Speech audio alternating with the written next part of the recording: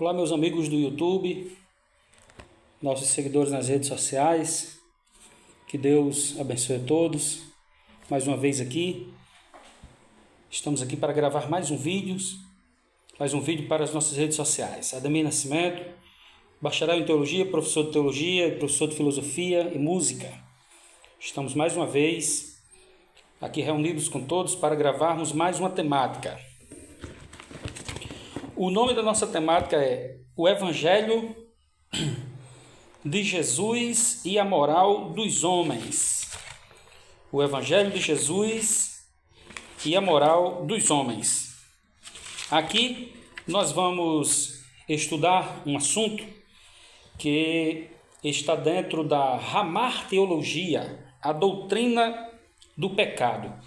Com essa temática, nós iremos estudar e analisar, como cientistas da religião, as implicações moralistas que a religião tem imposto em cima da hamarteologia, da doutrina do pecado. Então, você é o nosso convidado todo especial para ficar conosco.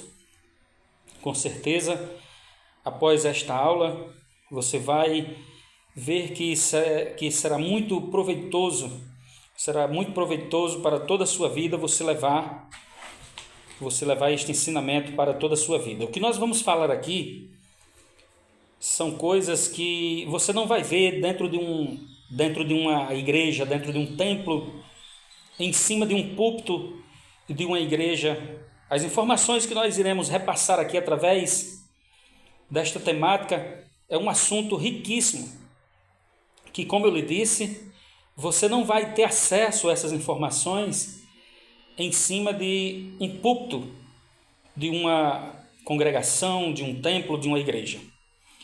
Então, para você que chegou agora no vídeo, me chamo Ademir Nascimento, sou professor de Teologia e Filosofia, bacharel em Teologia pela STEADEB, pela Escola Teológica da Assembleia de Deus no Brasil e pela FAEP, Faculdade do Piauí.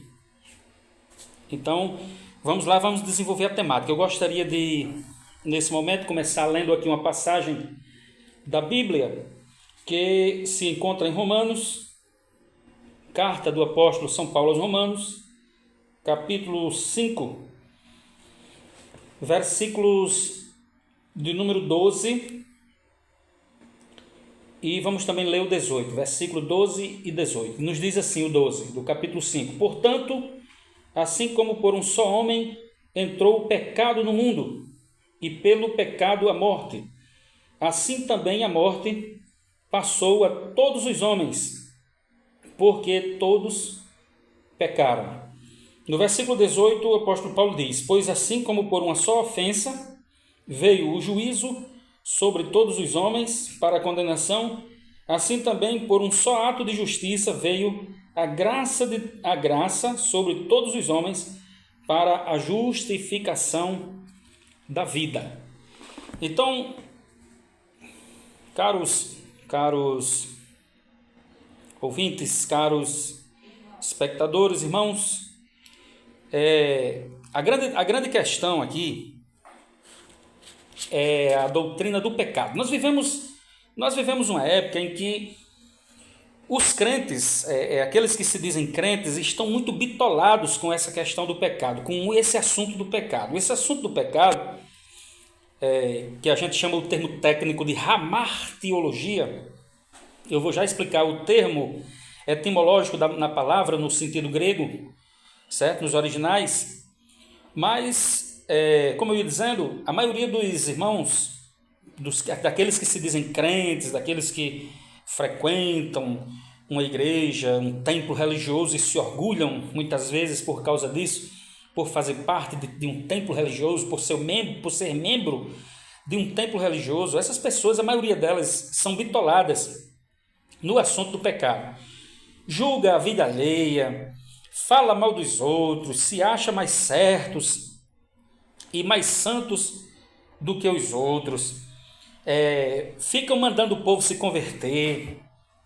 Só eles que não querem se converter, né? Só eles que acham que não deve se converter. Mas aí manda o povo se converter, diz que o povo tem que abandonar o pecado, diz que o povo tem que... fica dando lição de moral no povo, que o povo tem que ser assim, assado e assim, e tudo mais que vocês pensaram. Aí o que acontece? Então, na verdade, nós vamos trazer essa temática para discutir realmente o que é pecado, né? O que é pecado. Por exemplo, quando alguém chega para outro e diz assim,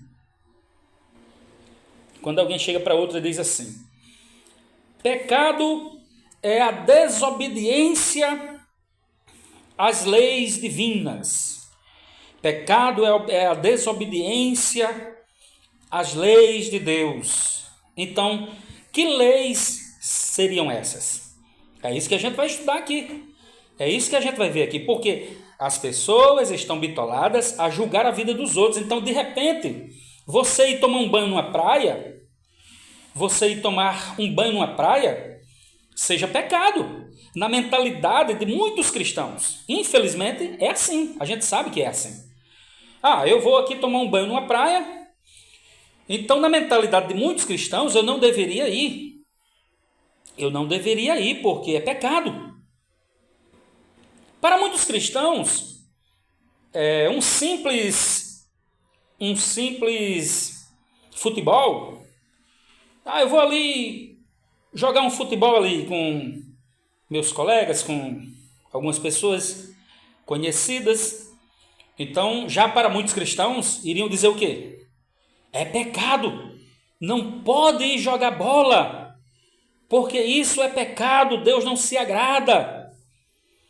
Entenderam? Então, a irmã que vai no salão cortar o cabelo, fazer as unhas, fazer a sobrancelha, se cuidar, que muitos vão chamar isso de vaidade. Não é, ensinaram você errado, viu? Isso nunca foi vaidade. Vaidade tem nada a ver com isso. Vaidade é orgulho, é jactância. Vaidade é soberba, é prepotência. Não é isso. Isso são cuidados pessoais. A mulher que vai no salão cortar o cabelo, fazer o cabelo, né? Fazer as unhas, fazer a sobrancelha, ajeitar os cabelos, alisar os cabelos, pintar os cabelos, são cuidados pessoais. Isso não é vaidade. Aí ensinaram isso como sendo vaidade, e as pessoas até hoje acreditam nisso. Então, vamos lá, a irmã que foi no salão ajeitar o cabelo e as unhas e a sobrancelha, e foi fazer uma depilação, aí pode não, que é pecado. Aí eu pergunto a vocês, e entre outras coisas que eu poderia até enumerar aqui, por exemplo, o irmão que anda de bermuda, o irmão que não calça sapato e só usa tênis, aí diz que é pecado porque não pode usar tênis. Então, irmãos, está havendo, dá para entender aqui, por isso que eu estou, por essas coisas que eu estou lhes falando, que está existindo uma confusão, isso é uma confusão, as pessoas estão embaraçadas, as pessoas não sabem, não estão conseguindo entender o que é pecado. Agora, vamos agora entender o que é pecado? Se você disse que, se você conceitua o pecado, ou você tem uma concepção de pecado, de que o pecado seria uma desobediência às leis de Deus, você está certo. O pecado, de fato, é a desobediência às leis de Deus. Não tenha dúvida disso. É você não cumprir as leis de Deus, é você desobedecer às leis de Deus, é você fazer o contrário da vontade de Deus, das suas leis. Agora, nós temos que entender que leis são essas. A grande questão que eu gostaria de deixar bem claro aqui, o grande erro, está no fato de que muitos irmãos têm uma concepção de pecado da sua cabeça. Aí onde é que está o problema? Alguns irmãos têm uma concepção de pecado da sua própria mentalidade. E eu tenho visto isso como um pesquisador, como um cientista, um um professor de ciência da religião também, junto com a filosofia e a teologia, eu tenho percebido isso, eu tenho estudado esse fenômeno, eu tenho observado esse fenômeno, de que muita gente pensa que pecado é o que eles pensam sobre o outro. Ah, eu acho que isso não está certo, eu acho, não é nem penso, né? Porque se for pensar, se disser assim, eu penso, ainda dá para a gente discutir. Agora, quando o cidadão ou a cidadã diz eu acho, aí fica uma coisa muito vaga, porque dá para ver que não está aberto à discussão. Dá para ver que aquela pessoa está com a mentalidade reprocauterizada, entenebrecida, ofuscada, e não tem condições de você dialogar com esse cidadão ou essa cidadã, porque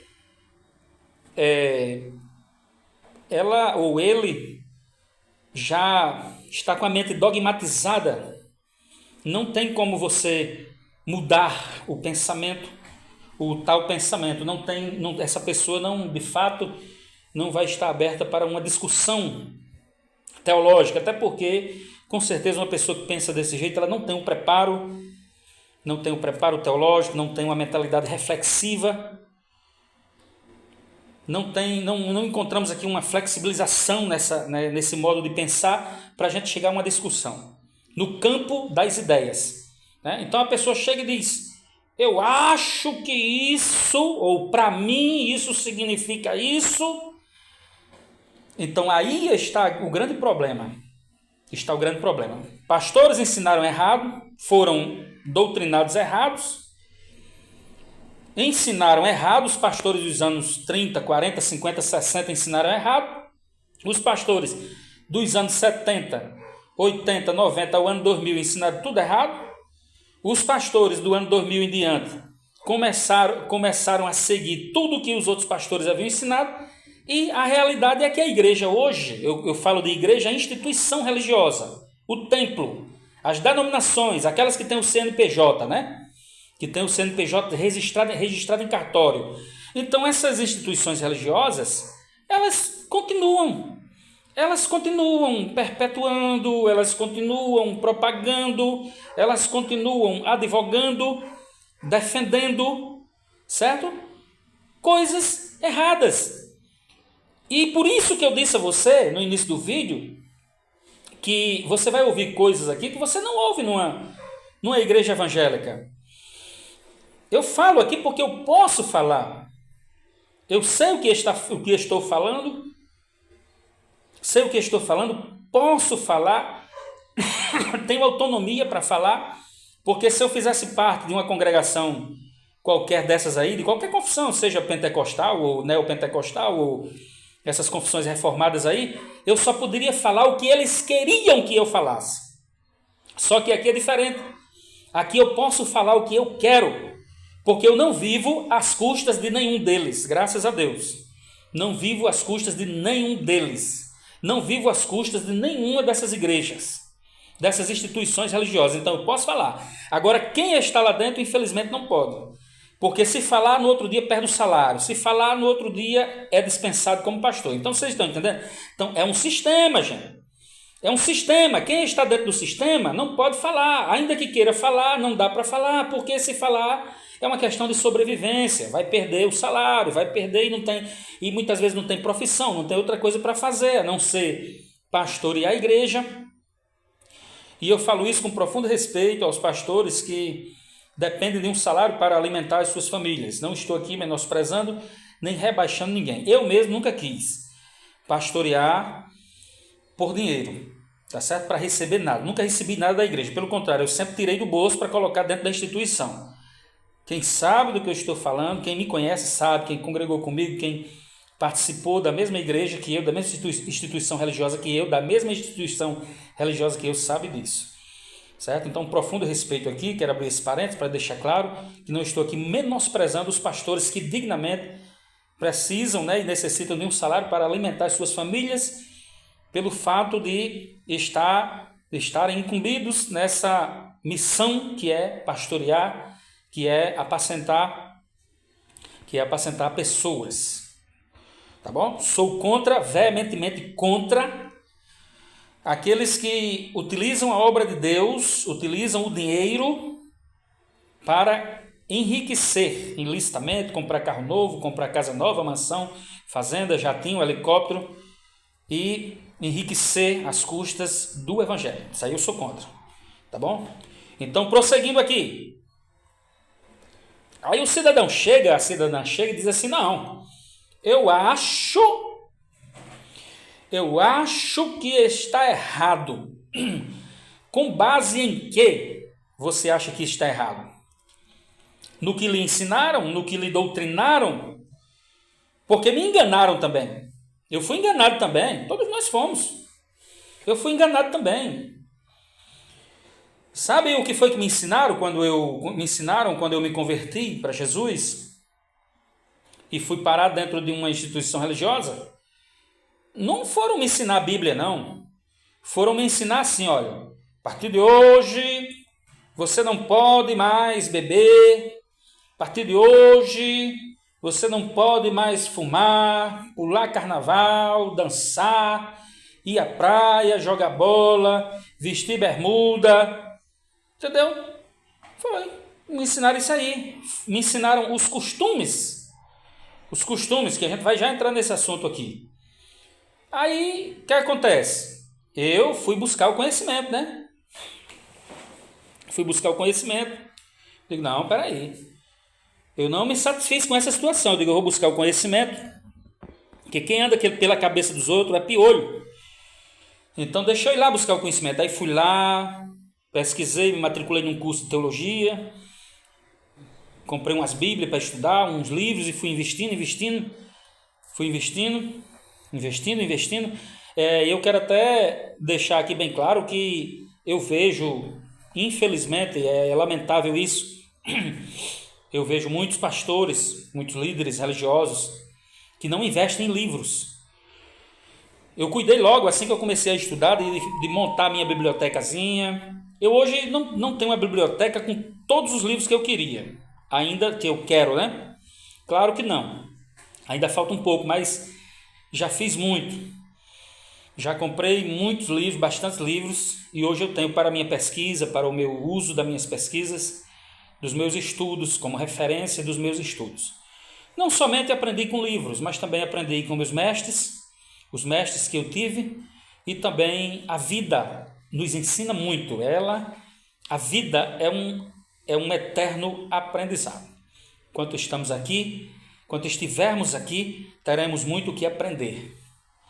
Então, eu aconselho a você que é pastor de uma igreja, que está empenhado aí, de repente, nesse engajamento, nessa luta, se prepare, meu irmão. Se prepare. Eu acompanhei muitos pastores, formei muitos pastores aqui dentro de Natal, que passaram pelo nosso aprendizado, formamos muitos pastores aí. E a maioria não gosta de estudar, lamentavelmente. E fica a pergunta aqui, como é que uma pessoa não gosta de estudar, não quer estudar, está fazendo o quê como pastor? Né? Fica essa pergunta. Mas, voltando aqui para o assunto, a pessoa que se preza, o líder que se preza, investe em livros, em conhecimento. Porque pastorear igreja, ser responsável, ficar responsável na frente de uma instituição por um grupo de pessoas, não é só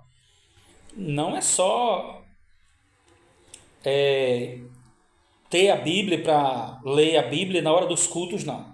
Envolve preparo, além do preparo espiritual, envolve um preparo teológico. E eu convido você para assistir um vídeo nosso no YouTube, a importância da ciência teológica na formação pastoral. A importância da ciência teológica para a formação pastoral. Vá lá e assista nossos vídeos, que vocês vão aprender muita coisa legal. Muita coisa importante. Então, a grande discussão da questão da doutrina do pecado e suas implicações moralistas, a doutrina do pecado e as implicações moralistas da religião, ou seja, O evangelho de Jesus e o evangelho dos homens, a grande implicação é a cabeça das pessoas, porque o povo foi ensinado errado, passou a crer errado. Crenças erradas geram ações erradas, geram comportamentos errados. E nós somos frutos das nossas crenças. Isso é teologia. A teologia diz claramente que nós somos frutos das nossas crenças. Todo mundo tem uma teologia. Ah, pastor, mas eu nunca estudei teologia. Não, mas você tem uma teologia. Apesar de não ter estudado a teologia profundamente, né, com profundidade, com afinco, com esmero, com tanta dedicação, mas você tem uma teologia, você tem uma forma de crença, você tem uma forma de pensar, você tem um comportamento, que esse comportamento foi desenvolvido por uma teologia, certa ou errada, né? Correta ou imperfeita, mas você tem uma teologia que foi te repassada, essa teologia. Então vamos lá, quando você diz assim, eu acho que isso é pecado, você está caindo num contrassenso, porque pecado não se acha, pecado se tem certeza.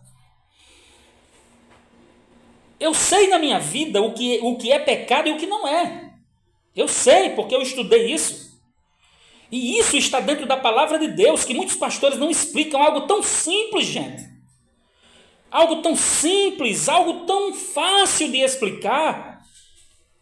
Mas a má vontade, a preguiça, a indisposição, a má fé, sabe? A má fé ou o medo de explicar o certo, ou a falta do conhecimento que não se tem. A falta do conhecimento que se tem, o conhecimento que não se tem, leva as pessoas a não explicarem a verdade. Os pastores, né? Levam os pastores a não explicarem a verdade às pessoas.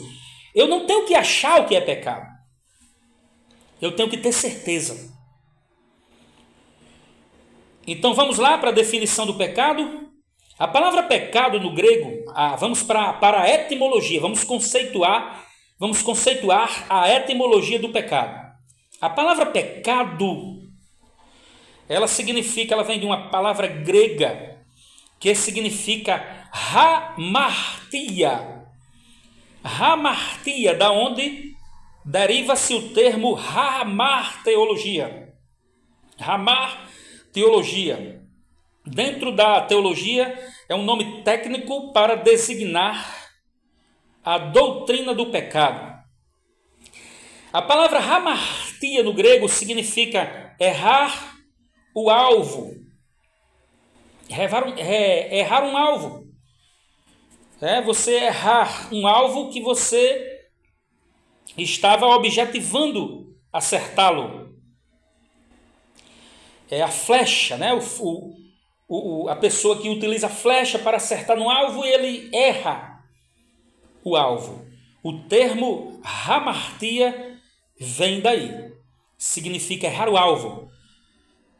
Essa palavra grega, ela foi para o latim, ela derivou para o latim como peccatus.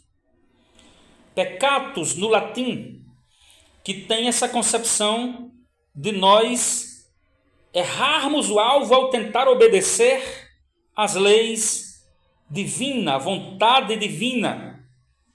Então, hamartia é a doutrina do pecado.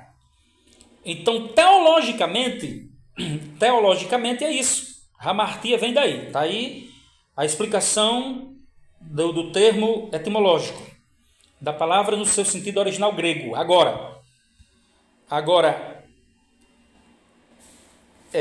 definindo de modo mais simples, o pecado significa nós desobedecermos às leis divinas. Que leis são essas? É aquilo que eu disse, o pecado não é o que eu acho, é o que está escrito na palavra. Está aqui, ó. É o que está escrito aqui, ó. Ah, pastor, mas aquilo que eu acho que é pecado, que não está escrito na Bíblia, como é que o senhor me explica? Que muitas denominações religiosas acreditam em coisas, acreditam que algumas coisas sejam certas ou erradas, mas essas coisas não estão na Bíblia. Como é que o senhor explica isso? Vou já explicar.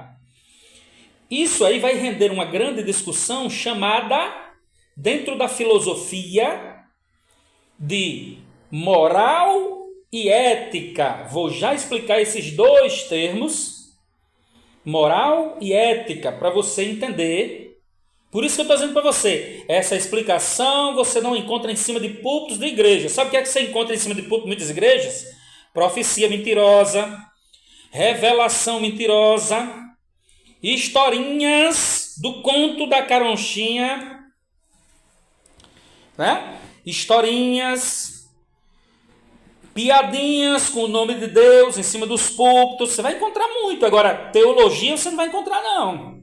Teologia ou você pesquisa, ou você vai pesquisar, ou você vai ter que pegar um professor que tenha compromisso com a verdade. Eu não estou aqui lhe pedindo nada, eu não estou aqui lhe cobrando Pix. Eu mandei meu Pix para você aí? Mandei? Mandei não. Não tem Pix aí, eu não estou lhe cobrando Pix, eu não estou adivinhando a sua vida, eu não estou profetizando. Meu único intuito aqui é trazer informação. É trazer informação para a sua vida. Eu não estou aqui para ganhar dinheiro às custas da Bíblia. Ah, pastor, mas o senhor não precisa de dinheiro? Não precisa. Quem não precisa? Preciso. Agora, eu preciso ganhar dinheiro com o meu trabalho. Não é às custas da religião, não é às custas da Bíblia. Tá bom?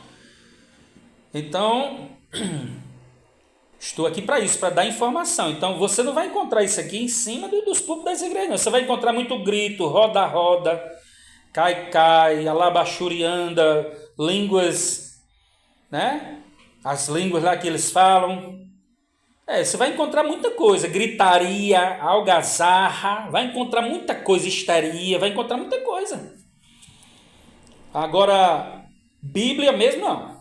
Então, por isso que eu estou lhe dizendo, vamos daqui a pouco falar sobre essas duas questões, moral e ética. Vou explicar bem direitinho qual é a grande confusão que a religião faz com a doutrina do pecado. Daí a sugestão do tema. Ramar teologia, a doutrina do pecado e as implicações moralistas da religião. Vocês vão ver que o Evangelho de Jesus não é moral. O Evangelho de Jesus não tem nada com moralismos. O Evangelho de Jesus é ética pura. É ética pura. E eis aí a grande questão. A maioria dos pastores ensinam normas e condutas morais, mas não ensinam ética. Jesus não ensinou moralismo para ninguém. Jesus ensinou ética. Ética. O bem comum, o bem-estar. A luta pela dignidade da pessoa humana em suas esferas tridimensionais, sociopsicológicas. Ele ensinou isso aí. É a dignidade humana. A ética vai mexer no campo da dignidade. A moral não. A moral vai atuar no campo dos costumes. Aí passaram um bocado de normas morais para os crentes. Passaram um bocado de condutas morais, que Jesus nem ensinou isso. Jesus ensinou você julgar a irmã que cortou o cabelo, dizendo que isso era pecado. Me mostra aqui na Bíblia onde foi que Jesus disse isso. Me mostra aqui. Me mostra aqui na Bíblia onde foi que Jesus disse que se você depilasse as pernas, você ia para o inferno. Me mostra aqui na Bíblia onde Jesus disse que se você cortasse o cabelo ou aparasse, fizesse as suas sobrancelhas, você ia para o inferno. Me mostra aqui na Bíblia. Me mostra aqui na Bíblia. Você não vai mostrar nunca. Sabe por quê? Porque isso foram normas morais que a religião lhe empurrou de goela abaixo e você aceitou. E agora você usa desse artifício, dessa artimanha, desse jogo religioso, maligno, perverso, maquiavélico para detonar as pessoas, para jogar as pessoas no inferno, certo? Para dizer quem está certo, quem está errado, e medir as pessoas com a sua reguinha medíocre que a religião fez de você. A religião fez de você um medíocrezinho frequentador de igreja, está certo? Frequentadorzinho de igreja, fariseuzinhos que se acham melhor do que todo mundo, que se acham a última bolacha do pacote, e que agora todo mundo está errado, só você está certo. Só você está certo, todo mundo está errado. Eu estou certo porque eu subo ao monte, de madrugada eu jejum, eu sou dizimista, eu tenho uma credencialzinha de membro, eu sou ofertante, eu oro, eu profetizo, eu falo em línguas, mas não tenho o fruto do Espírito, nunca se converteu de verdade para Jesus, porque se convertesse, não vivia julgando a vida alheia e se achando melhor do que todos. O próprio apóstolo Paulo disse: eu sou o mais miserável dos pecadores. Eu sou o mais miserável dos pecadores. Aí agora vem a música dizendo: eu sou mais precioso do que o ouro lá de Ofir. Há uma diferença muito grande, né? Há uma diferença muito grande dos homens de Deus do passado com os homens de Deus que se dizem de Deus agora do presente, né? Diferença muito grande. Então, moralidade tem nada a ver com o evangelho, gente. Moralidade tem nada a ver com o evangelho. Vou já explicar isso aqui. Vamos lá. Vamos lá. Pecado, como eu ia dizendo, não é o que eu acho. Não é o que eu acho. É o que eu tenho certeza. Vamos lá. Pecado é desobedecer às leis de Deus. Que leis? É a lei que você criou? É a lei que você acha? É a lei que você pensa que é? Não. Essa lei está escrita. Essa lei está escrita, são os 10 mandamentos. Eu estaria ficando louco para você se eu chegasse e dissesse assim: olha, furtar não é pecado. Furtar não é pecado. Eu estaria ficando louco. Eu estaria ficando louco e estaria indo de encontro à lei de Deus se eu dissesse para você que matar não é pecado. Matar não é pecado. E deixando bem claro que esse matar na lei, no original hebraico, é matar por dolo. Não é matar para se defender. Não é matar para preservar a própria vida, a sua própria vida. É matar por dolo, por perversidade. Tirar a vida de alguém por perversidade. Então, fala mal da vida alheia, dar falso testemunho, cobiçar a casa do próximo, a mulher do próximo, ter inveja, desonrar o pai e a mãe, adulterar, trair a sua esposa, trair o seu cônjuge. Se eu dissesse que isso não é pecado, eu estaria errado, porque está escrito. Então vocês estão conseguindo agora, eu estou formulando aqui um pensamento para a gente chegar a um ponto culminante, um ponto de gradação, dentro do argumento que eu estou montando aqui para fazer com que você entenda o que eu estou dizendo. O problema é que as pessoas acham que pecado é o que elas pensam. Não, é o que eu penso. Não tem problema nenhum você fazer alguma coisa, e aqui eu quero deixar um parênteses aqui eu quero deixar um parênteses nessa questão. Não tem problema nenhum você não querer fazer algo por você achar que não deveria fazer. Isso não tem problema algum. Ah, eu não vou beber aqui esse copo de Coca-Cola. Imagine que aqui tivesse Coca-Cola, que aqui tem água, né? Mas imagine que fosse Coca-Cola. Eu não vou beber esse copo de Coca-Cola porque eu vejo que a Coca-Cola é muito prejudicial ao meu corpo. Então eu me recuso a beber porque eu não acho certo. Eu não acho certo. Essa Coca-Cola, ela tem muito sal, ela tem muito sódio, ela tem muito ácido, tem muito açúcar, vai me causar muitos males, como diabetes, como osteoporose, como câncer, vai me causar. Então eu me recuso a beber isso aqui. Eu me recuso a beber o refrigerante, né? Me recuso a beber refrigerante. Não tem problema nenhum. Isso é um direito seu. Ah, eu não gosto de comer carne de porco porque eu tenho medo ou porque eu acho que não está certo eu comer. Eu acho que não está certo eu comer Certo? Tudo bem. Qual é o problema que tem nisso? Qual é o problema que tem nisso? Ah, eu não vou tomar uma taça de vinho, porque se eu tomar uma taça de vinho, eu acho que eu estou pecando. Eu estou pecando. Eu acho que Deus não se agrada. Eu acho que não tem problema nenhum você achar para você o que você quiser achar. Não tem problema nenhum. Ah, eu não vou tomar suco, porque eu acho, pode achar, não tem problema. Você sabe qual é o grande problema do achismo? O grande problema do achismo é quando ele sai de você e ele passa para as outras pessoas. É quando você começa a julgar as outras baseadas no seu entendimento. Eu não posso chegar e dizer que matar é certo, que furtar é certo, mesmo que eu achasse que isso seria certo para mim, eu estaria errado.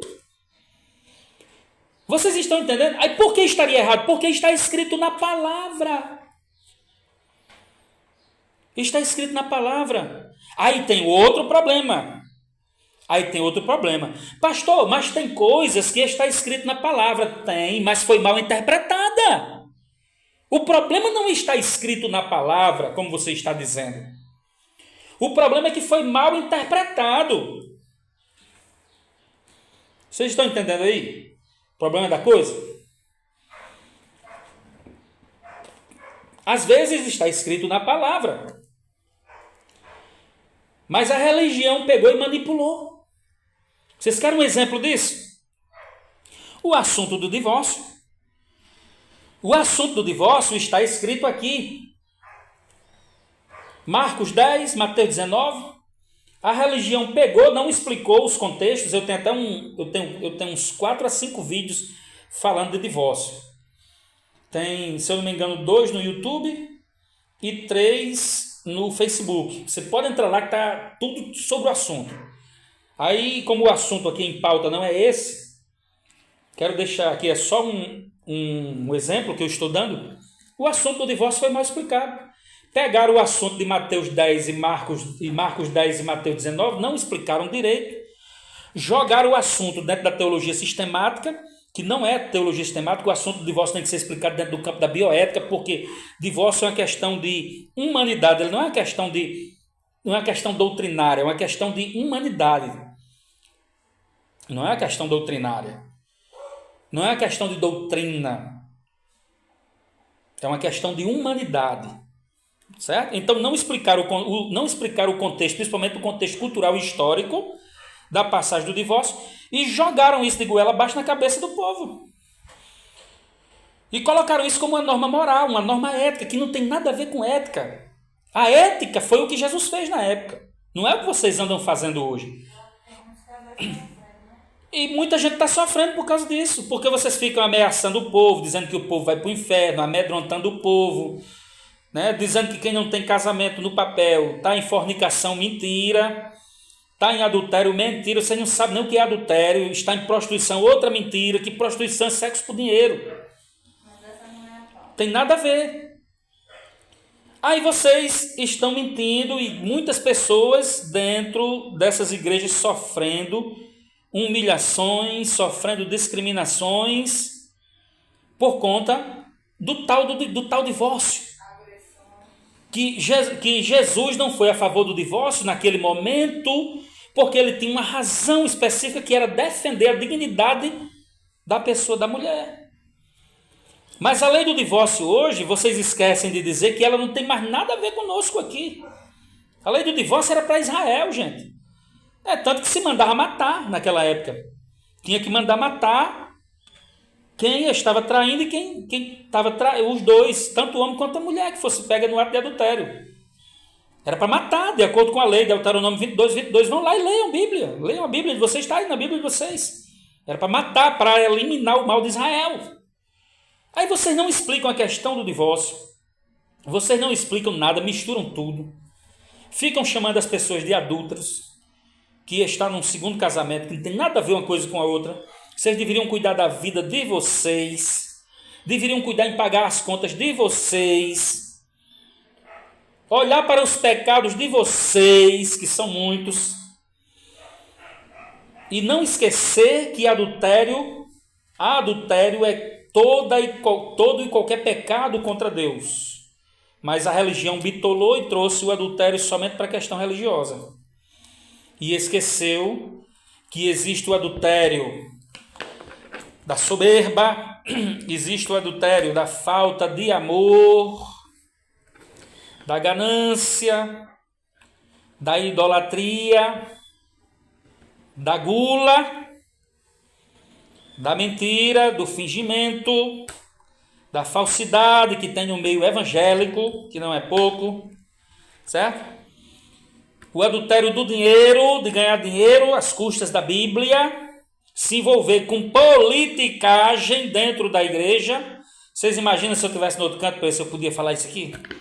Mas é verdade. Politicagem, mas vamos dar um jeitinho aqui, dá certo.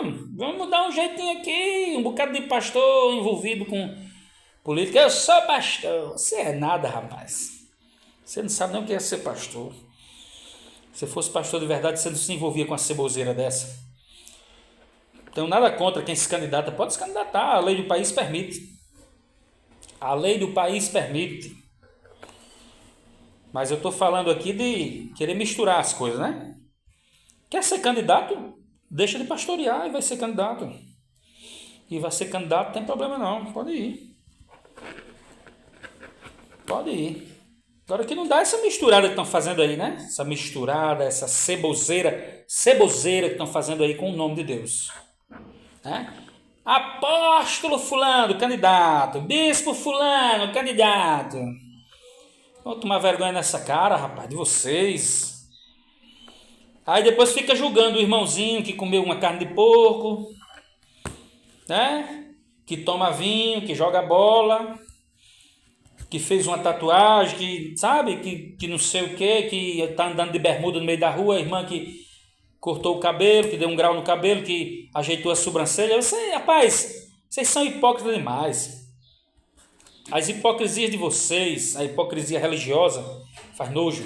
Inclusive eu fiz até um vídeo esses dias falando sobre a hipocrisia. Então a lei de Deus é isso, gente, é o que está escrito. O pecado é desobedecer às leis. Que leis? É a sua lei que você criou? Como eu ia dizendo, não tem nenhum problema. Pastor, eu não vou tomar essa taça de vinho não, ou esse copo de refrigerante, porque me faz mal, ou eu sinto que Deus não quer que eu faça isso. Tranquilo. Ninguém tem o direito de abrir a sua boca e botar o vinho ou o refrigerante de goela abaixo, ou de colocar uma carne de porco na sua boca. Ninguém tem esse direito. Agora eu estou falando isso aqui com base em Romanos 14. Eu estou falando isso aqui com base em Romanos 14 e Colossenses capítulo 2. Não tenho tempo de ler aqui, mas você vai lá e leia. Que Paulo vai dizer, uns acreditam que pode comer de tudo, e outros que acreditam que não come de tudo, come só legumes. Aí Paulo deixa claro, quem come de tudo, não julgue quem come só legumes, e quem come só legumes, não julgue quem come de tudo. Pronto. Colossenses capítulo 2 está escrito, ninguém vos julgue pelo comer ou pelo beber, ou por dia de festas e tal. Isso aí. Não quer fazer, não faça. Pastor, eu não vou usar um batom, nem uma maquiagem, porque eu acho que Deus não se agrada. Não tem problema nenhum. Não se agrada de você? Eu acho que ele não se agrada de mim. Então pronto, então fique com o seu conceito para você. Você está certo de não querer usar, ninguém pode te julgar, nem te criticar, nem lhe ridicularizar por você fazer isso. Ou deixar de fazer. Certo? Agora, você não pode usar isso como um padrão de santidade, pelos usos e costumes julgar a vida alheia. É isso que você tem que entender. Fica no teu lugar, faz o teu e deixa os outros para lá. Porque as pessoas é quem paga as contas dela no final do mês. As pessoas são quem paga os boletos dela no final do mês. As pessoas são quem vive. As pessoas são quem conhece as suas próprias dificuldades, sabe o que gostam, o que não gostam, pronto. E no final de tudo, quem estiver errado vai ser julgado por Deus. E quem estiver certo vai ser julgado por Deus. O que está faltando é as pessoas tomar um chá de bom senso e deixar de estar julgando a vida dos outros. Eu tenho nada a ver com quem casou de novo. Eu tenho nada a ver com o meu vizinho. Porque minha vizinha vive com outra mulher. Eu tenho nada a ver com isso, meu. Porque o meu vizinho vive com outro homem. Meu amigo, eu não tenho nada a ver com isso, não. Cada um tem a sua vida. Eu tenho que saber da minha. Porque meu vizinho sai de casa de manhã, só chega em casa de noite. Eu tenho nada a ver com isso, o quê? Cada um faz o seu, gente. O que falta nesses evangélicos, em muitos evangélicos, é tomar vergonha na cara e deixar de se preocupar com a vida dos outros. Vai se preocupar com a tua vida, com o teu pecado, homem. E deixa a vida dos outros para lá, de lado, cada um faz o seu. Então, como eu ia dizendo, não tem nenhum problema você dizer, eu não faço isso porque eu acho que é errado. Não faça. Não faça. Agora, não venha medir os outros com a sua reguinha medíocre, mesquinha, hipócrita, da religião fingida farisaica. Não venha não. Não venha não, fique só para você, sua régua. Tá certo? Então, os mandamentos de Deus, a lei de Deus está escrita. É você amar a Deus, honrar a Deus. Está lá escrito os 10 mandamentos. Não fazer imagem, não ter outros deuses, não praticar idolatria, tudo isso aqui, ó. Não tomar o nome do Senhor em vão, lembrar do dia do sábado, do dia do descanso eterno, honrar o pai e a mãe, é tudo isso. Não furtar, não adulterar, não dizer falso testemunho, não cobiçar. Isso são os mandamentos de Deus. São essas leis de Deus que não podem ser quebradas por nós. E agora, Jesus vem lá nos evangelhos e diz assim, lá em Lucas capítulo 10, né, quando fala do bom samaritano, o homem chega, o doutor da lei chega perguntando, inquirindo a Jesus, questionando o que faria para herdar a vida eterna, e Jesus diz para ele que, você conhece o que está escrito na lei? Ele diz, conheço. Aí ele cita lá os mandamentos da lei. Amarás o Senhor teu Deus de todo o teu coração, de todo o teu entendimento, de todas as tuas forças, e ao próximo como a ti mesmo. Jesus disse, pronto, é isso aí mesmo, você está certo. Faça isso e você viverá bem. Faça isso e você está fazendo certo, é isso que é preciso fazer. Então, eu quero abrir um parêntese, que Jesus fala nesse texto, né, que a Bíblia fala nesse texto, Lucas 10, fala do nosso amor ao Deus e ao próximo. Então, eu quero deixar claro que isso aqui é um resumo.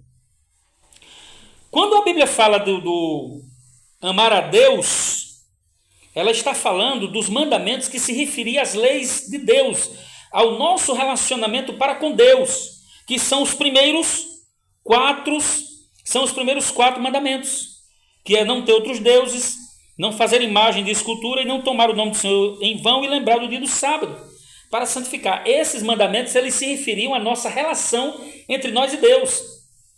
Porque os 10 mandamentos estavam divididos em 2 tábuas.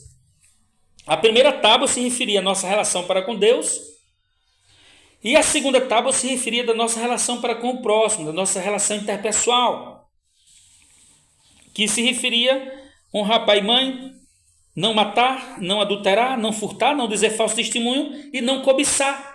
Então, por isso que na Bíblia está resumido os 10 mandamentos desses 2. Amar a Deus e ao próximo. Entenderam agora? Pronto. Infelizmente, isso não é explicado muitas vezes dentro de muitas igrejas. Então, desobedecer às leis divinas é isso. É a gente fazer aquilo que é contrário ao que Deus está dizendo não. Aí agora vamos entrar na discussão da moral e da ética. Pastor, mas o grande problema é que tem coisas que está na Bíblia ou que não está. Vamos logo para as coisas que não estão. Tem coisas que não estão na Bíblia. Por que essas coisas vieram parar dentro da religião? Por pura manipulação.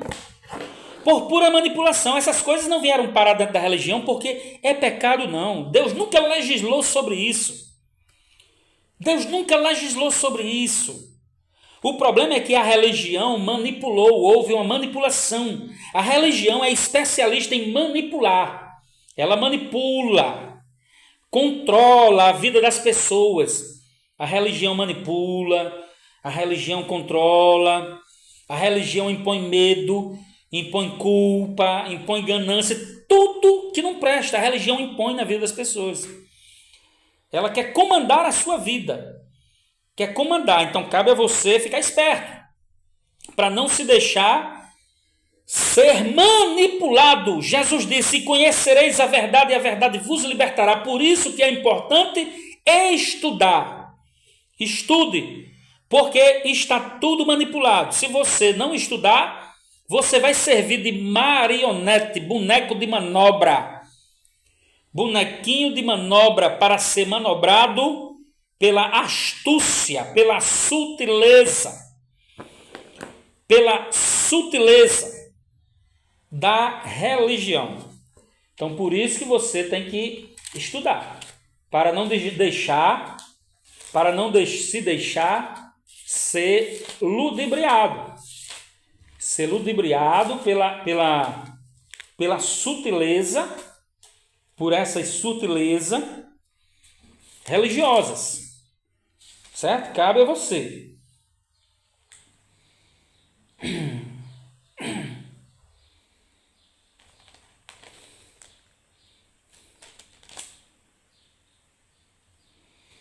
Então vamos continuando aqui. Vamos continuando. Quero desde já agradecer. Quero agradecer a todos que estão participando desta temática conosco, aqueles que vão participar. Para quem ainda não me conhece, me chamo Ademir Nascimento, sou professor de Teologia, Filosofia e Música, bacharelado em Teologia, formado pelas escolas da Assembleia de Deus no Brasil, STEADEB, e pela FAEP, Faculdade de Teologia do Piauí. Então, estamos aqui para orientar você. Cuidado para não ser manipulado pela religião. A religião manipula. Vamos lá. Pastor, da onde é que veio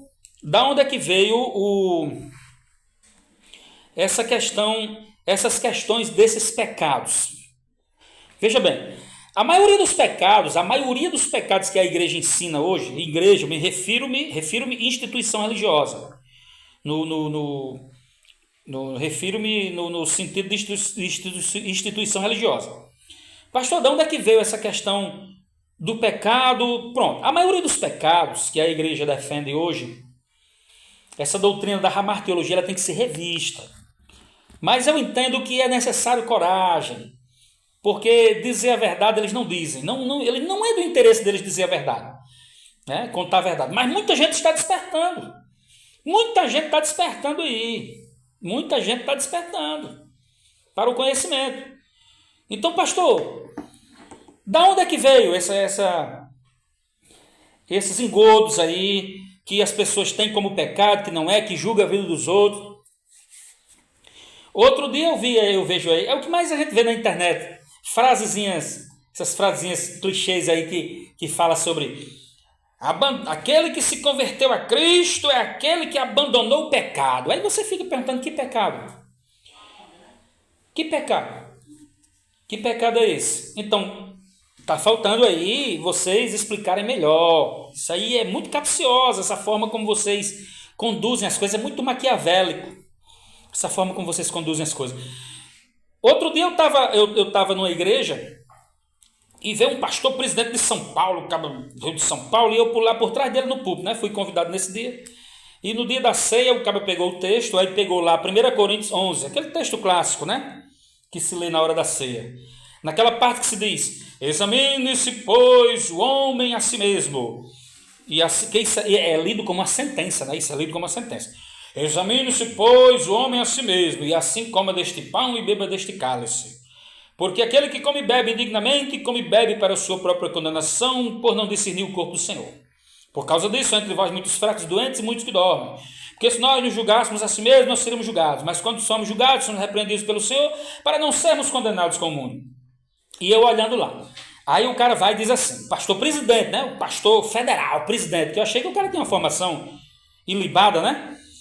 O cara chega lá e diz, irmãos, participar da ceia indignamente é participar em pecado. Que pecado, meu irmão? O contexto está claro. Os irmãos que estavam participando da ceia indignamente eram aqueles que não tinham discernido o corpo do Senhor. E qual era o corpo do Senhor? Os irmãos que estavam passando fome. Quando Paulo diz, examine-se, pois, o homem a si mesmo, e assim coma deste pão e beba deste cálice, esse autoexame de consciência era para saber o seguinte, poxa, eu estou com a barriga cheia. Eu comi tudo, me embriaguei, me embriaguei, que a Bíblia não diz que muitos comiam até se embriagavam? Que Paulo até os repreendeu e disse, vocês não têm casa para comer, não? E para beber, não? Ou envergonhais a igreja de Deus os que nada têm? Aí, esse autoexame de consciência que a Bíblia, que Paulo está dizendo, examine-se, pois o homem é a si mesmo, e assim como deste pão e beba deste cálice, era porque os irmãos estavam indo para a festa ágape, que era uma festa que não era nada de santa ceia, que vocês ensinam, que o sistema religioso ensina. A ceia do Senhor nunca foi aquele pedacinho de pão com suco de uva, nunca foi isso. Nunca foi isso. Que vocês transformaram no instrumento de julgamento, né, para julgar quem pode, quem não pode, quem é digno, quem é indigno. Sabe, quem está indigno de participar da ceia. Não é nada disso. Quando Paulo disse, examine-se, pois, a si mesmo, e assim como deste pão, era para eles examinarem o que eles estavam fazendo com os irmãos menos abastados. E estavam comendo, deixando os irmãos com fome. Aí Paulo diz, examine-se o homem a si mesmo, e assim coma deste pão e beba deste cálice, porque aquele que come e bebe indignamente será culpado do corpo e do sangue do Senhor. Comer e beber indignamente não era comer em pecado. Coisa nenhuma. Era comer sem discernir o corpo do Senhor. E qual era o discernimento? Era a falta de amor que eles estavam tendo uns pelos outros, para com os outros. O pecado da ceia, se de fato existe um pecado em participar da ceia do Senhor indignamente, se existia um pecado, se Paulo estava apontando ali para uma questão de alerta quanto ao pecado, era justamente o pecado da falta de amor, de deixar os irmãos passar fome. Por isso que ele diz, o que come e bebe indignamente, come e bebe para a sua própria condenação, não discernindo o corpo do Senhor. Que corpo? Os irmãos que estavam passando fome. Aí ele diz, por causa disso há entre vós muitos fracos e doentes e muitos que dormem. Quem eram os fracos e doentes e os muitos que dormiam ali? Os irmãos que estavam passando fome. Por isso que estavam fracos, doentes e muitos que estavam dormindo. Aí eu já vi muito pastor dizer, isso é no sentido espiritual. Sentido espiritual o quê, rapaz? Sentido espiritual o quê? Aquilo ali é literal, está escrito, é contexto. Contexto, está lá. Contexto imediato. Contexto imediato. Os irmãos que estavam fracos e doentes e muitos que dormiam porque estavam de barriga seca. Aí a ceia é outro engano que vocês usam para enganar. Aí implantaram o copinho de vinho, o suco, né? O pão, e disseram, é o corpo de Cristo, é a Santa Ceia. Santa Ceia nada, Cristo nunca celebrou Santa Ceia. Cristo celebrou Páscoa judaica. Páscoa judaica. Está lá na Bíblia que vocês dizem que acreditam, na Bíblia que vocês leem. Páscoa judaica. Agora vamos lá. Por que muitos pecados? Porque a igreja brasileira se apegou a muitos pecados com influência da moralidade para julgar a vida alheia. Primeiramente, vamos entender o que é moral. Existe uma grande diferença que até no meio acadêmico, essa diferença é muito perturbadora. Alguns estudiosos, eles valoraram tanto a questão da palavra moral que a ética ficou suprimida. A ética foi suprimida, foi engolida pela moral. Porque, na verdade, a ética e a moral são duas coisas distintas. Eu disse a você que tem coisa que você ia ver aqui que você não vê em púlpito de igreja. Certo? Porque aqui eu não estou falando da Bíblia com a tendência, com aquela tendência perniciosa, capciosa, maligna, maliciosa de mostrar só um lado da história. Eu estou aqui para mostrar a história nua e crua. Moral não tem nada a ver com ética. Alguns estudiosos, até como eu disse no meu acadêmico, fizeram a confusão, valoraram o sentido da palavra moral e essa moral, a ética, ela foi engolida pela moral. Mas, na verdade, a moral e a ética são duas coisas distintas. A moral, primeiro, vamos caracterizar a moral. O que é a moral? É um conjunto de normas. É um conjunto de normas, é um acordo coletivo, um acordo tácito, coletivo, que está ligado à cultura de um povo. É um acordo coletivo que uma determinada sociedade pode fazer para fazer um acordo em relação aos seus costumes e valores e hábitos para determinar o que seja errado ou certo dentro daquela sociedade baseado na cultura, baseado nos costumes. É uma coletividade social. São normas de coletividade social.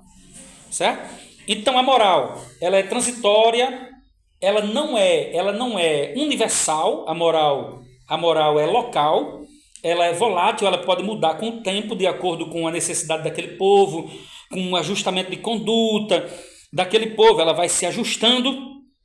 É tanto que a moral está ligada a costumes, é um conjunto de regras e criados e desenvolvidos por uma determinada sociedade. Então a moral ela é subjetiva em relação a um povo. Né? Ela é subjetiva em relação a um povo e é coletiva. Ela é coletiva dentro daquela. Ela é subjetiva porque ela é feita por um povo, um determinado povo baseado numa cultura. E ela ao mesmo tempo, ela é coletiva porque é um conjunto de regras envolvendo um povo.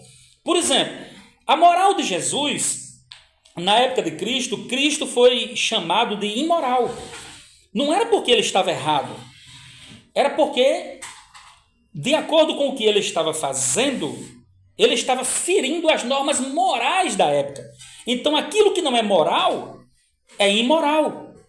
Certo? Aquilo que não é moral é imoral. Então, o que Cristo fez, Cristo não cometeu nenhum pecado em relação ao povo daquela época. O que Cristo fez foi porque ele apenas feriu, né? Ele passou por cima da moralidade da época. Embora que ele não tivesse nenhum problema em cumprir a moral da época. Ele não tinha nenhum problema de cumprir algumas normas morais da época, mas só que é o seguinte, quando se tratava de vida, quando se tratava de proteger a vida, aí Cristo mandava a moral para a casa de chapéu. Ele mandava a moral ir para lá, para Cachabozó, para onde ela quisesse ir. Ele mandava a moral se explodir. Certo? Quando se tratava de vida, Cristo rasgava o tratado de moral da sociedade. Certo? Ele não estava nem aí para a moral. Quando trouxeram aquela mulher lá, pega em ato de adultério, tá certo? Cristo não foi julgar aquela mulher com a moral, não, porque eles chegaram cheios de moral, dizendo, não, mas Moisés manda apedrejar. Na lei está escrito que deve ser apedrejada. Aí Jesus, que não era menino,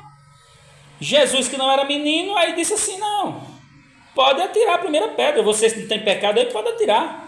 Pode começar a matar. Entenderam? Então, Cristo não tinha nenhum problema de cumprir a moral. Quando vieram acusar Jesus de que os discípulos estavam comendo sem lavar as mãos, Jesus disse, olha, existe algo mais importante do que isso, de comer sem lavar as mãos. É a gente entender que aquilo que sai do coração, a boca fala que o coração está cheio. Então, é aquilo que sai do nosso, não é o que contamina o homem, o que entra, mas o que sai. Porque é do coração do homem que provém as más ações. O adultério, o furto, os assassinatos, as malícias, as invejas, as murmurações. Então tudo isso. Então a moralidade, gente, a moralidade não tem nada a ver com o evangelho. Mas a religião trouxe normas morais, condutas morais desenvolvidas pela sociedade e jogou isso dentro da ética. E agora o que é mais importante para eles é isso, é a moralidade. Mas eles esquecem-se da ética. Por exemplo, se você pedisse, professor, aponte hoje o maior pecado da igreja, eu dizia que era a hipocrisia. Dentro dessa hipocrisia está a falta de amor pelo próximo, está a cobiça, a ganância, a avareza, a idolatria pelo dinheiro, o amor ao dinheiro. Tudo está envolvido. Tudo está envolvido. Mas as pessoas focam em quê? Adultério. Adultério, o suposto adultério de quem se casou, separou e casou de novo, de quem se divorciou. Deixa eu dizer uma coisa para vocês. Deixe de julgar a vida dos separados, dos divorciados, porque só quem um dia precisou separar uma vez sabe por que se separou e qual foi o problema. Você não estava lá, você não viu nada, você não sabe nada. Então a pessoa já tem que conviver com a dor da separação. E agora ainda tem que conviver com a dor do julgamento das pessoas. É para isso que vocês servem? O evangelho de vocês serve para isso? Para julgar, para apontar, para lançar num tal inferno que vocês não sabem, não tem nem certeza. A maioria dos evangélicos, eu desafio, a maioria dos evangélicos não tem certeza do inferno. Não tem certeza do inferno. Porque o inferno foi uma doutrina criada, ela está muito mal explicada na Bíblia. Quem está dizendo sou eu. Eu assino embaixo do que eu estou dizendo. O inferno é uma doutrina mal explicada, está mal traduzida na nossa Bíblia. Traduziram a palavra Hades, que significa mundo dos mortos, por inferno. A revista Almeida Corrigida, a João Ferreira de Almeida fez isso. A tradução está errada. Então vocês falam de um inferno que vocês não têm nem certeza do que vocês falam. A única coisa que vocês têm certeza é julgar a vida alheia. Outra coisa que eu vou falar aqui, o diabo, a figura do diabo, ela é muito bem-vinda, porque ela é quem dá dinheiro às igrejas. Se não fosse o diabo, as igrejas não ganhavam tanto dinheiro. O diabo é quem dá dinheiro a essas igrejas. As igrejas, o que eu estou querendo dizer quando eu digo que o diabo é quem dá dinheiro às igrejas, é o sentido de que a figura do diabo é quem alimenta a religião. Porque, ai da religião se não fosse o diabo que persegue, o diabo que o povo faz tudo quanto não presta, pela falta de caráter, e depois ainda diz, foi o diabo que fez eu fazer isso. Foi não, quem fez tu fazer isso foi tua vergonheza, foi tua safadeza que fez tu fazer isso. Não foi o diabo coisa nenhuma não. Então o diabo, se não fosse o diabo, meu irmão, muitas igrejas não estavam milionárias não, porque é ele quem bota doença nas pessoas, sabe? É ele quem faz as famílias brigar, é quem traz toda coisa, é quem bota macumba nas pessoas, é quem bota feitiço, é quem bota magia, sabe? Então tem que ter alguém ali, tem que ter alguém para brigar com o diabo. Então eu aconselho vocês a irem estudar, estudem, para vocês terem certeza. A maioria dos evangélicos são analfabetos de Bíblia, não conhece nada de Bíblia, só vai pela cabeça dos outros, só vai pelo que ouve, sabe, irmãos? É por isso que o nível está do jeito que está. Você sai da sua igreja hoje, vai para uma igreja evangélica, quando chega lá é só grito, é só pulo. O pastor que vai pregar a Bíblia não tem o mínimo de conhecimento bíblico, não tem nada de conhecimento bíblico. Entendeu? Que está lá para pregar a palavra, que está lá para... Não tem conhecimento bíblico de nada. Eu já disse aqui em outras lives minhas, e vou repetir, a maioria dos crentes, meu irmão, se você pegar um crente hoje que faz 50 anos que frequenta um templo religioso, se você perguntar ao cidadão se ele crê na doutrina da Trindade, ele vai dizer que crê. Eu creio que Jesus é Pai, Filho e Espírito Santo em 3 pessoas, subsistentes entre si e tal, ele vai saber. Mas se você perguntar, da onde veio a doutrina da Trindade? Qual foi o concílio ecumênico católico, o ano, a cidade, quantos anos ela passou sendo discutida dentro da teologia patrística? Ele não vai saber. Sabe por quê? Porque o povo está aí falando só de baboseira. É divórcio, é o irmão que casou de novo, é o irmão que se separou, é o irmão que está bebendo, que está fumando, que está fazendo tatuagem, que a irmã que está frequentando a academia. É só essas baboseiras. Só essas baboseiras estão sendo discutidas nos nossos dias.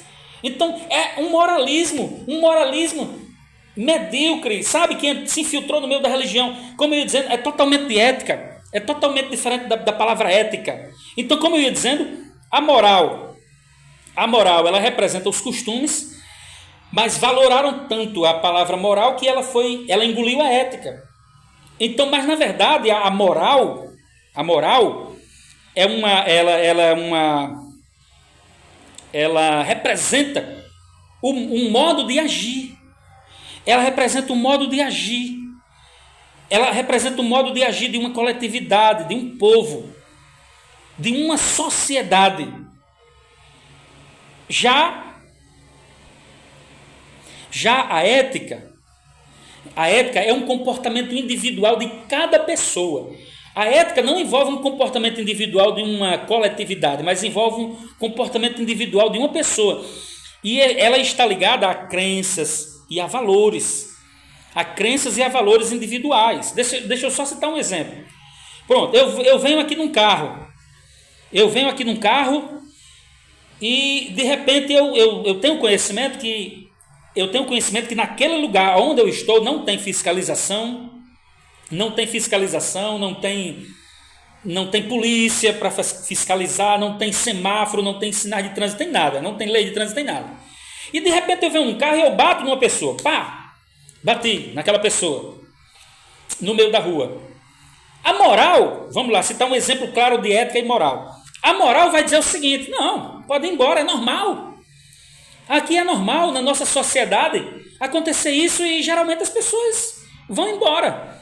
As pessoas não prestam socorro. As pessoas têm o costume de ir embora, bater no ser humano e ir embora, não prestar socorro. Mas a minha ética pode não permitir que eu seja de acordo com aquela moral. Foi igual no tempo de Jesus. A sua ética não permitiu que ele fosse, a sua ética não permitiu que ele agisse de forma errada. Porque era uma questão dele, era um valor universal. Então a ética, ela trata de valores universais. A moral muda. Há quanto tempo que não se podia usar perfume no meu evangelho, que era coisa do diabo? Não podia usar televisão, que era coisa de Satanás. E hoje está aqui o celular, o smartphone, que tem coisas piores do que a televisão. Você com um clique tem coisas piores. Você pode entrar em sites pornográficos, você pode ver pornografia pela internet, você pode ver coisas piores, atrocidades você pode ver pela internet. Mulheres seminuas, mulheres nuas pela internet, você pode ver tudo que isso não presta. Você pode ver com um clique no seu celular. Então é muito pior do que a religião. Então vem a pergunta: poxa, não era pecado ter televisão? Nos anos 70, 80, 60, não era pecado? Não diziam que era a imagem da besta? E agora, por que aceitam o smartphone? Por que aceitaram o computador, o notebook, antes da chegada dos smartphones?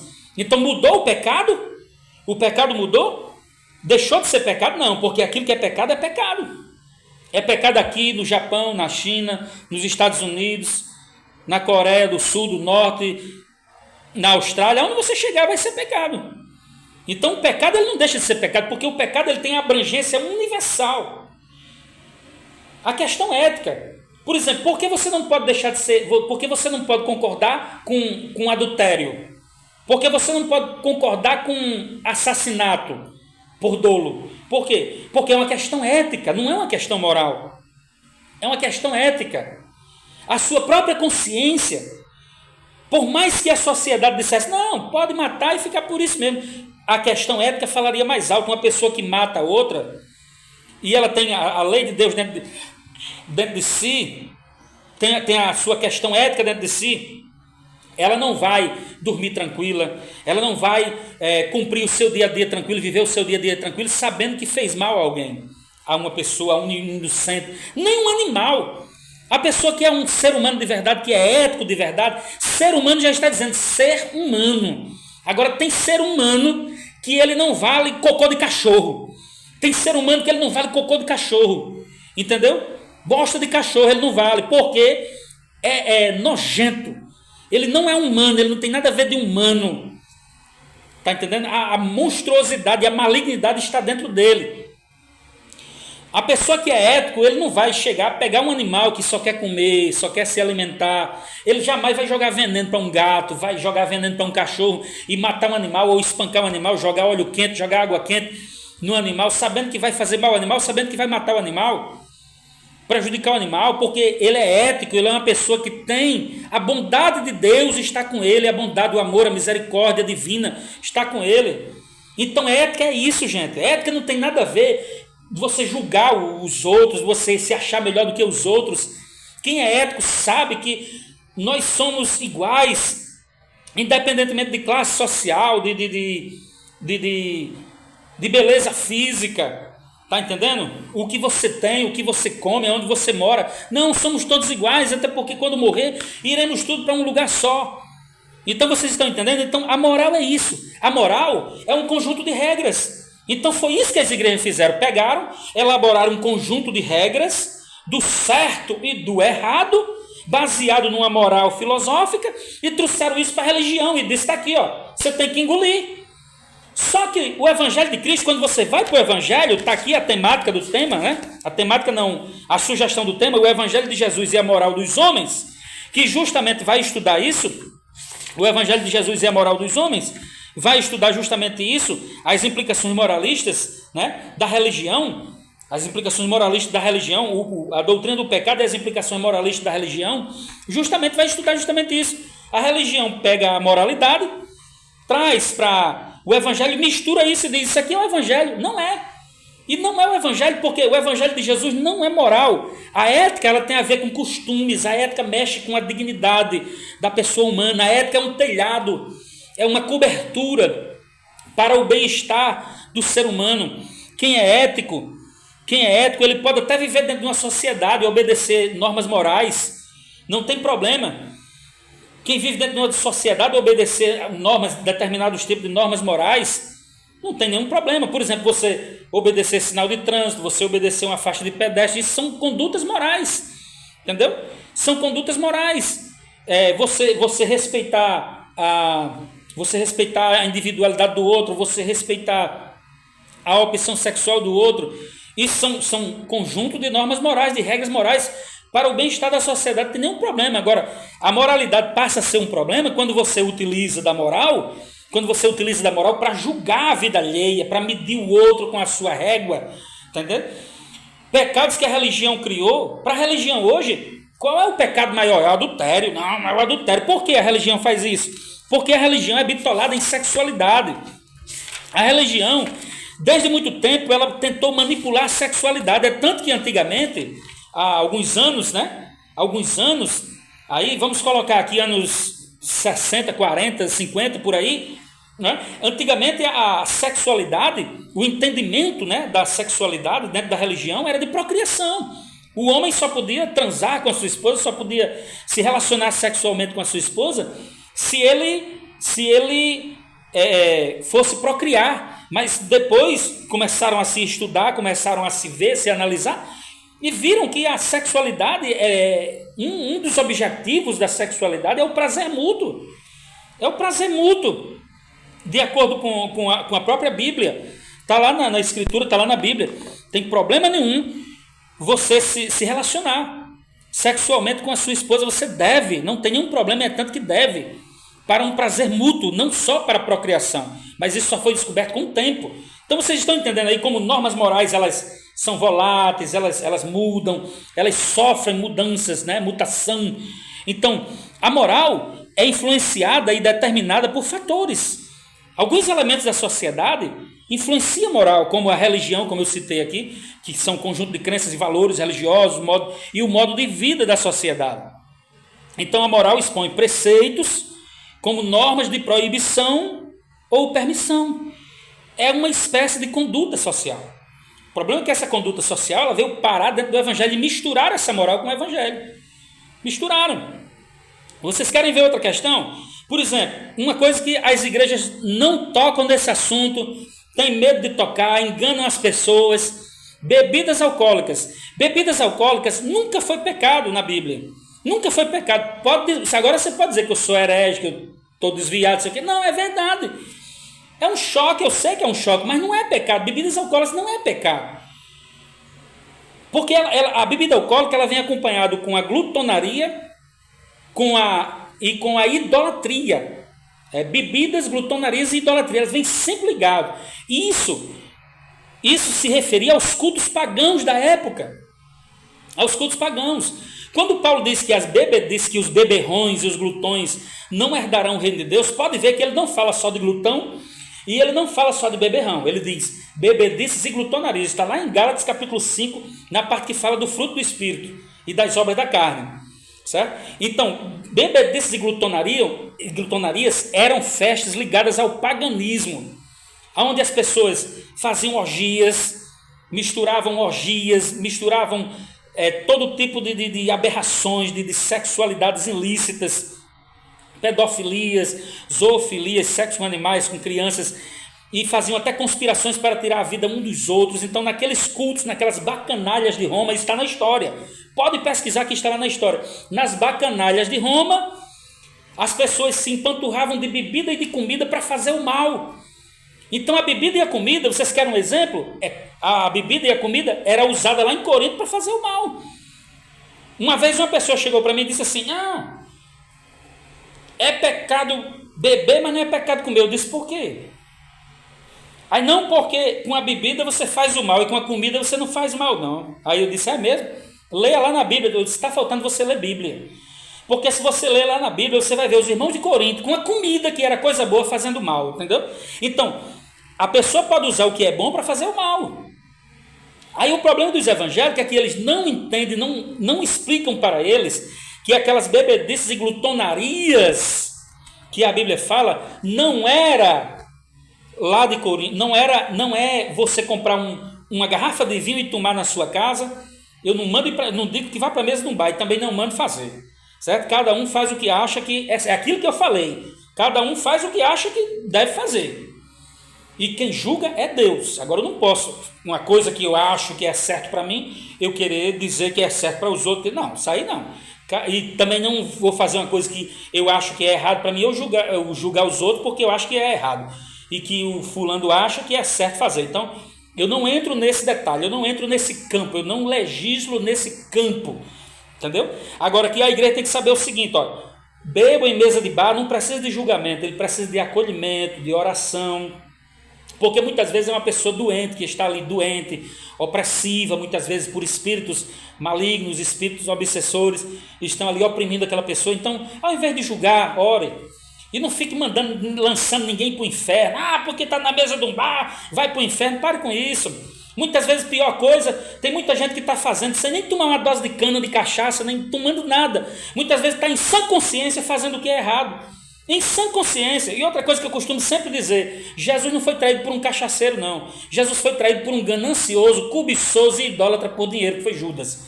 Então, tem muita gente por aí que não toma nada.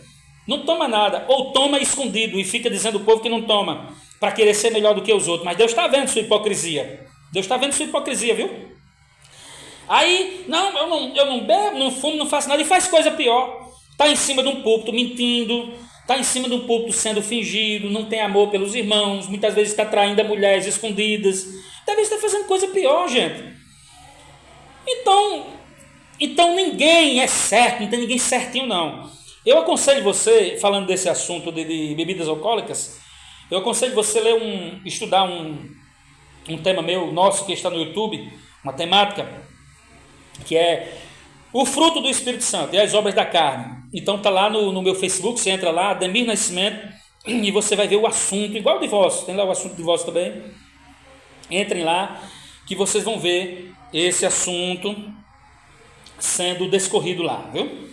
Pode olhar lá que dá certo. Pode assistir que eu explico tudo direitinho. Essa questão das bacanalhas de Roma. As pessoas hoje pensam que o pecado está na bebida, e não está. O pecado está no que eu posso fazer com a bebida, tá certo? É igual uma arma. Qual é o pecado de portar uma arma de fogo? Nenhum. Qual é o pecado de ter uma arma de fogo? Nenhum, né? A arma pode ser boa, eu posso usar para o bem, posso usar para o mal, certo? Qual é o pecado de ter uma moto? Mas muita gente mata e assalta em cima de moto, então por isso você vai deixar de andar de moto? Porque o povo morre de acidente de carro. Você vai deixar de andar de acidente de carro porque o povo morre? Então, Existe essa questão, essa diferença. O pecado não é o que a pessoa faz em si, mas é o que ele usa, o que ele faz pelo que ele faz, né? A pessoa que usa da bebida alcoólica para matar, para pegar um carro, para beber, para sair embriagado e matando inocentes no meio do mundo, o pecado está aí. E esse assunto da bebida alcoólica, ele deveria ser muito mais bem explicado na igreja. Tem pessoas que não podem beber, tem pessoas que não podem nem tomar um pouquinho assim, nem cheirar o copo, pessoas que foram alcoólatras no passado, pessoas que tiveram problemas com o alcoolismo, né? Então tem que ser explicado a essas pessoas que não é por uma questão de pecado, mas é uma questão de preservar a vida da pessoa, para a pessoa não entrar em vícios, né? Não entrar em coisas degradantes em sua vida. E em relação a essa questão de bebidas alcoólicas também, eu estava lembrado de dizer uma coisa aqui e acabou fugindo aqui do meu raciocínio. Era uma coisa bastante importante também nessa questão de bebidas alcoólicas, que tem que ensinar a pessoa, né? Tem que mostrar. Sim, às vezes eu já vi muita gente usar argumento fraco para essa questão de bebida alcoólica. Chega assim, não, mas a bebida alcoólica, ela destrói o corpo, ela é ruim para o fígado, é ruim para o cérebro, destrói todos os sistemas do corpo. É isso mesmo, eu como profissional de saúde, eu sei disso, certo? Agora, vale salientar também que está falando do excesso. Excesso, tudo em excesso, até a comida em excesso, ela mata mais do que a bebida. Todo dia você vê aí, tem gente morrendo de infarto e AVC. Infarto e AVC e câncer, o que é isso? Infarto, AVC e câncer. Comida, filho. Comida industrializada, sal demais, açúcar demais, agrotóxico demais nas frutas, produto químico nas frutas, nos alimentos, na comida. Pronto. Estamos caminhando para a morte. Bebendo ou não, vamos morrer. Tá certo? Fumando ou não, vamos morrer de todo jeito. Tá entendendo? Comendo ou não, vamos morrer. Então estamos caminhando para a morte. Então você que usa o argumento, eu já vi até pastores de renome usar esse argumento tão fraco para a bebida, sabe? Aí, não, porque a bebida destrói o corpo. Rapaz, é a comida. E a comida? E as festas de vocês? E as glutonarias que vocês promovem? Né? E as comelanças de vocês? Eu vou tirar o termo glutonaria. Eu vou tirar o termo glutonaria e vou colocar o termo comelanças, né? E as comelanças que vocês promovem? Refrigerante, sabe, salgado, coxinha, fritura, óleo, açúcar, sabe, tudo quanto não presta vocês comem. Aí depois vocês vêm dizer que é a bebida que mata. Ah, deixem de ser hipócritas, rapaz. Deixem de ser hipócritas. Tudo mata, tudo em excesso mata. Tudo em excesso mata. Agora eu já tenho dito à minha esposa que eu não deixo de comer porque vai me fazer mal, não. Deixa não que eu vou morrer. De todo jeito eu vou morrer. No dia que eu quiser comer um bauru, eu como. Vamos lá, minha filha, vamos comer um bauru ali, vamos. No dia que eu quiser comer uma pizza, eu como. É só ter vontade. Eu não vou viver todo dia me matando comendo pizza, né? Comendo bauru. A gente tem que comer coisa saudável também. Uma batatazinha doce, uma macaxeira, um inhame, um ovos cozido, um ovos frito, uma carnezinha grelhada, tá certo. Mas tem aquele dia que a gente quer também comer o que a gente gosta, né? Um bauruzinho, uma pizza, um sanduíche, uma filé à parmegiana, um negócio diferente, uma lasanha. A vida é isso, irmãos. A vida é isso. Não é se prender em cima de regras, sabe? Esse negócio de regra, quem criou isso foi a religião. A religião foi que bitolou o povo em cima de regras. Sabe que você tem que andar assim, assado. Aí o povo, só para finalizar aqui, o povo se esquece que pecado não está ligado só à área sexual não, viu? Ó, nós podemos dividir os pecados, de acordo com São Paulo, nós podemos dividir os pecados em 3 grupos. Pecados sexuais, pecados da fala, 4 tipos de pecados. Pecados sexuais, pecado da fala, pecados de atitudes em relação pessoais e pecados de bebedeira. Vamos lá, os pecados sexuais: fornicação, impureza, lascívia, adultério, sodomia. E os pecados de egoísmo, cobiça e extorsão. Então vamos aqui redividir aqui, vamos dividir novamente. Eu tinha falado 4, né? São pecados sexuais, que são a fornicação, impureza, lascívia, adultério, sodomia e homossexualidade. Aí vem 2, os pecados de egoísmo, que é cobiça e extorsão. Aí vem os pecados da fala, mexerico, calúnia, injúria, ostentação. palavreado chulo, conversas fúteis, zombarias e queixas, pecados de atitude e relações pessoais, inimizades, discussões, faccionismos, ciúmes, iras, dissensões, heresias, invejas e os pecados de bebedeira, que são a embriaguez e a bacanalidade, como também a idolatria. A idolatria se encaixa dentro desses pecados de bebedeira. Então, essas bebedeiras estavam relacionadas com a bacanalidade, com aquelas festas pagãs da época, com as festas bacanais da época. Aí o sistema religioso interpreta tudo errado, aí joga para os dias de hoje, confundindo a cabeça do povo e dizendo que o pecado está em você tomar um copo de bebida, de cerveja, de cachaça, de uísque, seja lá o que for, e diz que o pecado é isso. Não é, certo? Não é, até porque Cristo transformou água em vinho. Aí vem todo um estudo que aqui não tem como nem desenvolver essa temática. Não, mas o vinho não era alcoólico, o vinho não tinha álcool. Isso é o conto da caroncha. Não faz sentido um negócio desse. Até porque os irmãos de Corinto se embriagavam. Né? É eu que estou dizendo isso? Não, é a Bíblia. Ouço que antes de tomar a ceia do Senhor, alguns participam antecipadamente, e assim um tem fome e outro embriaga. Se embriagar com suco de uva? Era com suco de uva. Você já se embriagou com suco de uva aí na sua casa? Meus irmãos, por isso que eu digo a vocês, estudem. Então que Deus vos abençoe. Muito obrigado a todos que participaram desta temática. Então vocês entenderam aí? A moralidade, ela foi jogada dentro da religião. É por isso que tem uns pecados que você fica procurando na Bíblia e você não encontra. Onde é que está escrito esse pecado?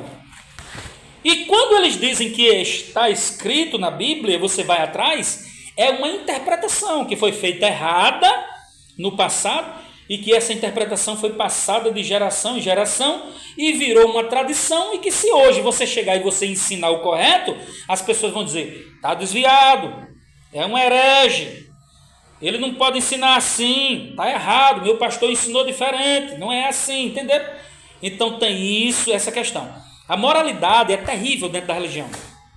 A moralidade entrou, aí confundiram tudo, o evangelho de Jesus com o evangelho da moral. Evangelho tem nada a ver com moral. Evangelho é uma coisa à parte. Evangelho é uma coisa à parte, certo? Moral é outra coisa à parte. Eu já vi um pastor de renome, que eu tinha muita consideração por ele, perdi a consideração, mas eu vi ele pegar um texto lá de João 4, a história da mulher samaritana, e dizer que Jesus repreendeu aquela mulher por ela estar morando junto. Aí eu queria estar de frente a frente com esse cidadão para eu perguntar a ele, rapaz, me mostra aqui dentro da Bíblia,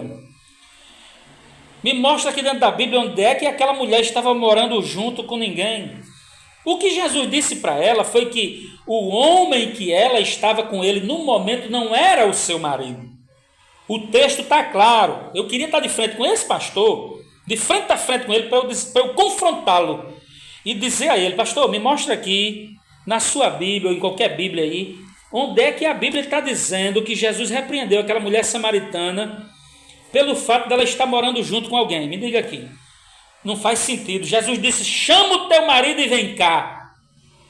Ela disse, eu não tenho marido.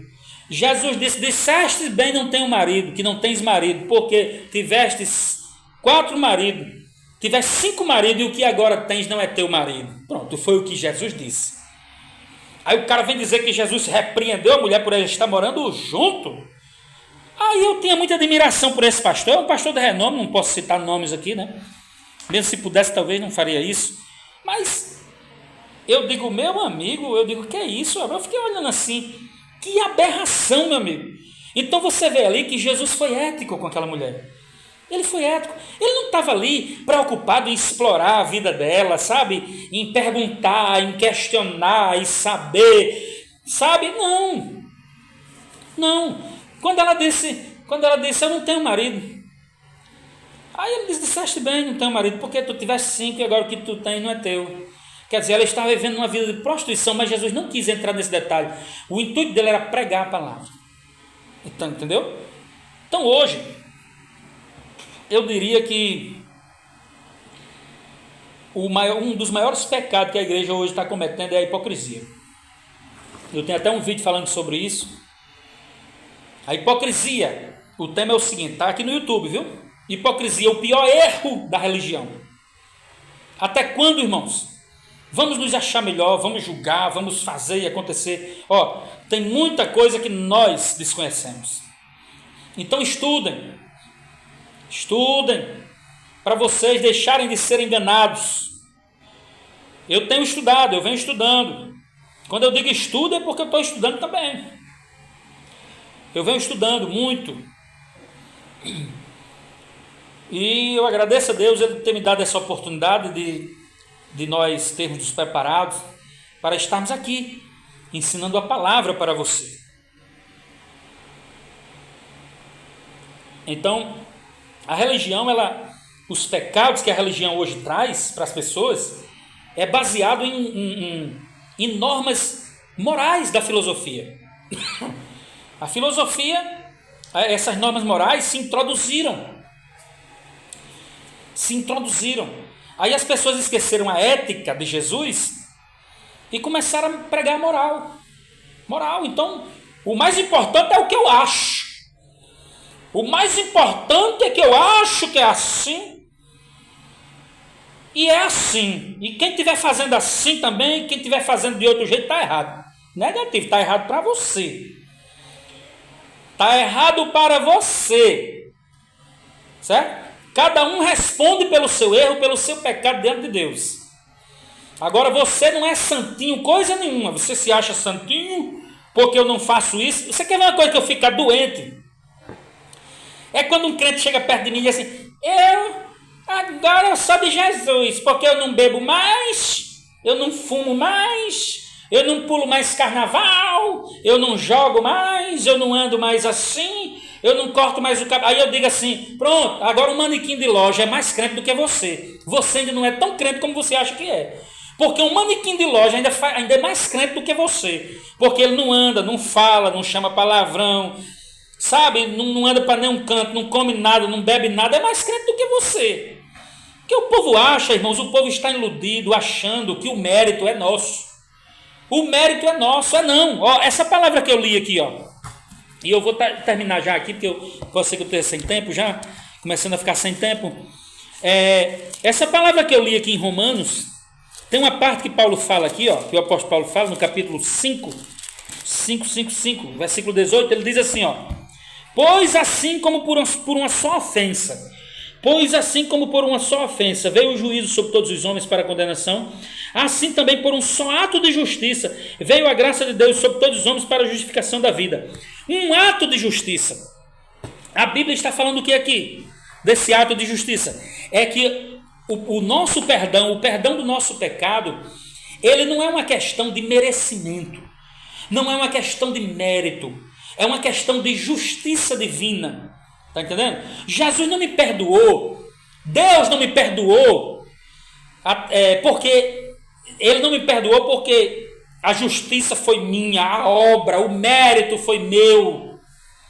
Leia Efésios capítulo 2. A salvação é pela graça, não vem de obras para que ninguém se glorie, gente. Está lá escrito na Bíblia, eu não estou conversando aqui nenhuma besteira, não. Eu não faço minhas pregações para ficar contando historinha, preenchendo lacunas, não. Não, eu gosto de pregar Bíblia. Efésios capítulo 2, pode ler lá, ó, Efésios capítulo 2, versículo 8 e 9. A nossa salvação não vem de obras, vem por meio da fé, por meio do sacrifício de Jesus na cruz, do sacrifício único, vicário, substitutivo, onde teve substituição, imputação, onde teve tudo lá na cruz, propiciação, expiação, onde teve substituição, teve tudo lá. Então, não fique achando que é o que você vai fazer para Deus. Eu vou fazer isso para Deus para me salvar. Sabe? Não faça isso não. Às vezes você não está bebendo, não está fumando, mas você está mentindo. Você está mentindo, você está fazendo coisas piores. Você está sendo hipócrita, você não tem amor no seu coração, na sua vida. Então deixe de se achar melhor, porque eu não faço isso, eu sou melhor. Eu não faço isso, eu sou melhor, eu sou assim, sou assado. É engano seu. Isso é religiosidade. Tire essa religiosidade da sua cabeça. Você está sendo religioso, farisaico, fingido. Você está sendo hipócrita, tal como aqueles que no tempo de Jesus faziam o mesmo. E sabe para o que foi que Jesus disse para essa raça? Jesus disse, ai de vós. Jesus perdoou todo tipo de pecado, ladrão, prostituta, bandido, sabe, safado, estelionatário, tudo, perdoou tudo. Mas teve uma coja que Jesus não perdoou, ele disse, ai de vós, que eram os hipócritas, que viviam se fingindo ser o que não eram, porque tinham máscaras. A palavra hipócrita, né? Quer dizer aquele que usa máscara. Então o conselho que eu dou a você é que estude. Estude, se prepare para deixar de ser manobrado pelos picaretas da fé. Estude para não ser manobrado. E lembre-se, nem tudo que a igreja diz que é pecado é. Às vezes vem de uma conduta moral, vem de uma conduta coletiva, vem de um acordo. Tem muita influência cultural, muita influência da sociedade. E a religião introduziu isso dentro do evangelho e diz que é o evangelho, mas não é. O evangelho não joga ninguém no inferno. O evangelho não fica jogando ninguém no inferno, julgando a vida das pessoas. O evangelho procura entender a dor.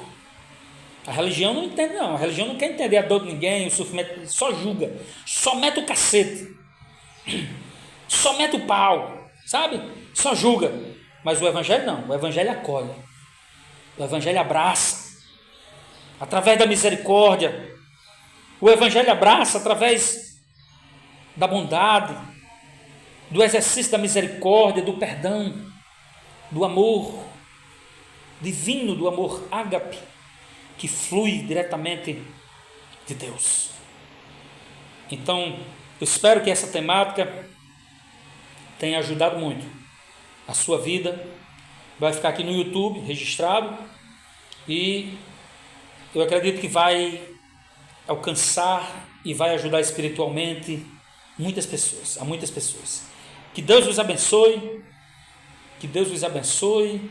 Esse meu modo enérgico, muitas vezes, de falar, não é que eu tenha mágoa, sabe? Não é que eu tenha rixa, nem raiva de ninguém, nem ódio, não.